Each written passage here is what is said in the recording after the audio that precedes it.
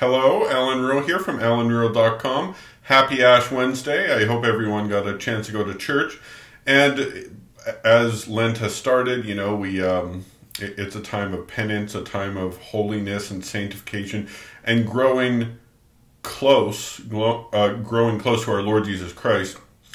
And there is two books that I've read recently, and I want to review them, and I suggest if you're looking for good holy reading over Lent that you look into these books. The first book is Christus Vincit by Bishop Athanasius Schneider. He's the auxiliary bishop in Astana, Kazakhstan.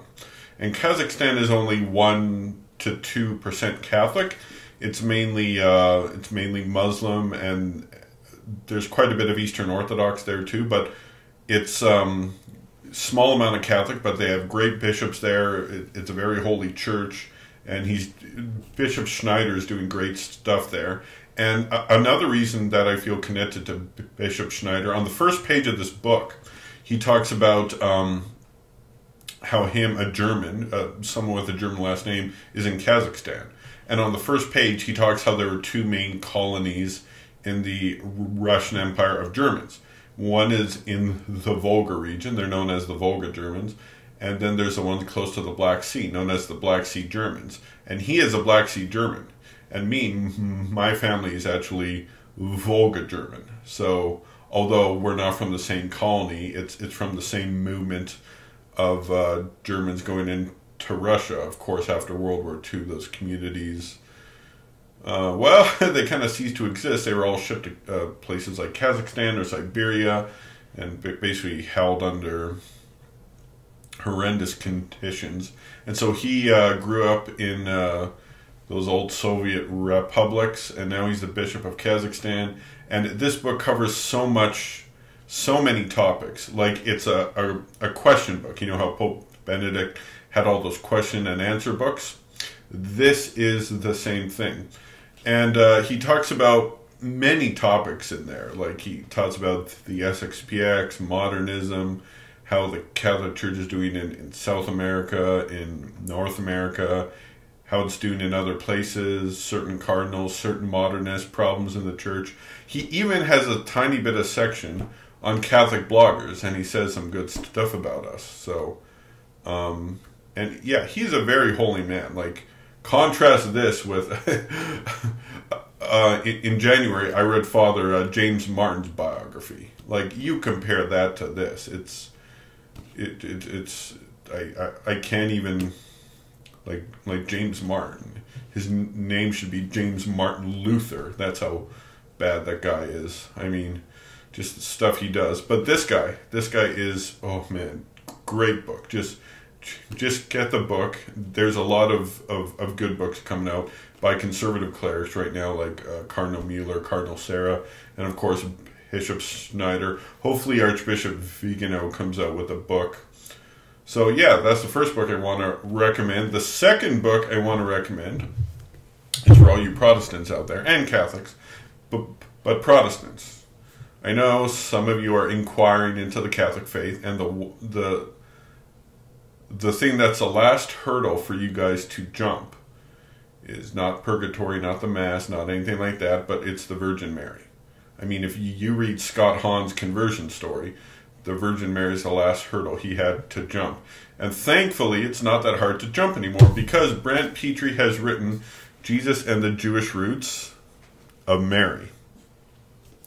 And he goes, like, for me, I thought as soon as I read this book, I would know pretty much everything that's in it. I might learn the odd new thing, but no, there is a lot of new research here, especially on the issue of perpetual virginity. And he goes into ancient Jewish sources. He looks at even some Protestant biblical scholarship, and it's just amazing. It's a quick read. It's about 200 pages. You can sit down and brush through this in an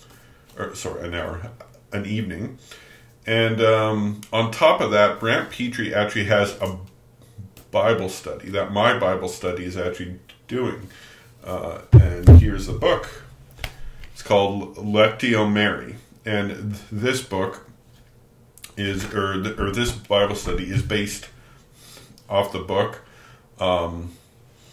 So it's a good thing. We're almost done. We're about 3/4 through, and I've read the book, and it's a good complement of the book because it goes through the same information, and he has videos online that accompany this this Bible study. It's with the Augustine Institute, which is a great apostolate. They're stacked, now that they got Brant Petrie. No, but Brant Petrie has a lot of great books. A lot of great books. I've also recommended in the past The Case for Jesus. That's a book that all Muslims should read so they can see the evidence for the Bible, for Jesus Christ dying, resurrecting, and claiming to be the divine Son of God. But there's so many good books by Brant Petrie. You can pretty much read anything of him. Although, since this is the book I just read, I'm seriously plugging this book. And the Bible study. So, yeah, but if you only do one of them, it's good. So, yeah, and you're probably wondering what I'm reading now. Well, right now I'm actually going back to fiction. I'm reading the Dune series. I'm just on the first one. So, I will be reading that. And then after that, I got this book, Introduction to the Holy Bible for Traditional Catholics by Timothy Flanders. If you take a look at my old videos, I had Timothy Flanders on, not to talk about this book, but to talk about his conversion story. I may try to have him on after I'm done this. We'll see. But no, this looks like it'll be good. First I got to read Dune. But yeah, read these two books. Read them over Lent, Keep praying the rosary. Keep going to Mass. Grow holy. Grow closer to Jesus Christ. And I hope this is a great Lent for everyone watching. God bless.